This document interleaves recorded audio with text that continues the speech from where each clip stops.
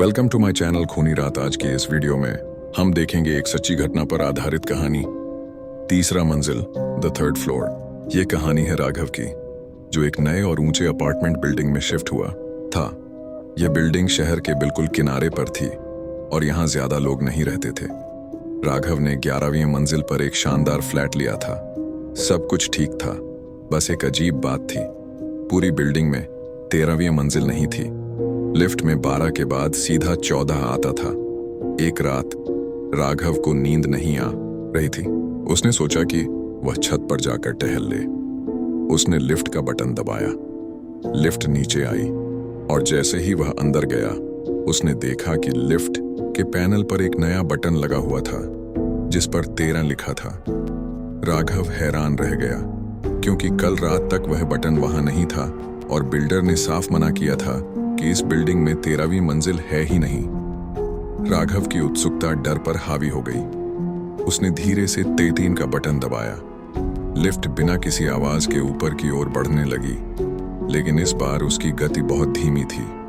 12वीं मंजिल पार करने के बाद लिफ्ट रुकी, दरवाजा खुला और राघव को लगा जैसे वह किसी और दुनिया में आ गया है। बाहर का माहौल एकदम अलग था। चारों तरफ अजीब सी नीली रोशनी फैली थी और गलियारे में बहुत ज्यादा ठंड थी, जबकि अपार्टमेंट के अंदर एयर कंडीशनर भी नहीं चल रहा था।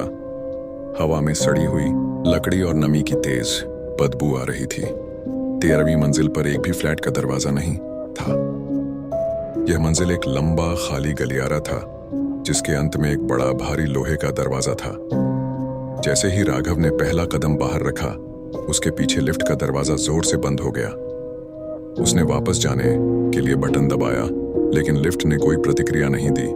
गलियारे में अब हल्की फुसफुसाहट की आवाजें गूंजने लगीं।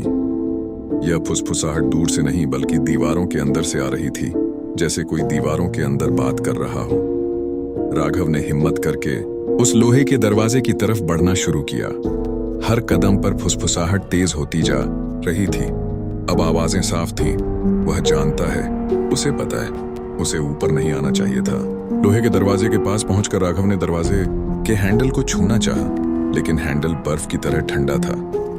जैसे ही उसने हैंडल को छुआ, दरवाजे के ऊपर एक छोटी खिड़की थी जो अचानक खुल गई। खिड़की के अंदर अंधेरा था, लेकिन उस अंधेरे के बीचों बीच 2 लाल आंखें चमक रही थीं। उन आंखों ने राघव को देखा और एक बहुत धीमी गूंजने वाली आवाज आई, तुमने दरवाजा खोल दिया, अब तुम भी यहीं रहोगे हमेशा के लिए। राघव घबराकर पीछे हटने लगा, पर गलियारे की दीवारें हिलने लगीं। उसने देखा कि दीवारों पर जो नीली रोशनी थी, वह असल में हजारों छोटे छोटे कीड़े थे जो तेजी से रेंग रहे थे। वह चीख पड़ा और वापस लिफ्ट की तरफ भागा। उसने पागलों की तरह हर बटन दबाया। अचानक लिफ्ट का दरवाजा फिर से खुला और इस बार वह 11वीं मंजिल पर थी। राघव भागा। अपने फ्लैट में घुसकर उसने दरवाजा अंदर से लॉक कर लिया।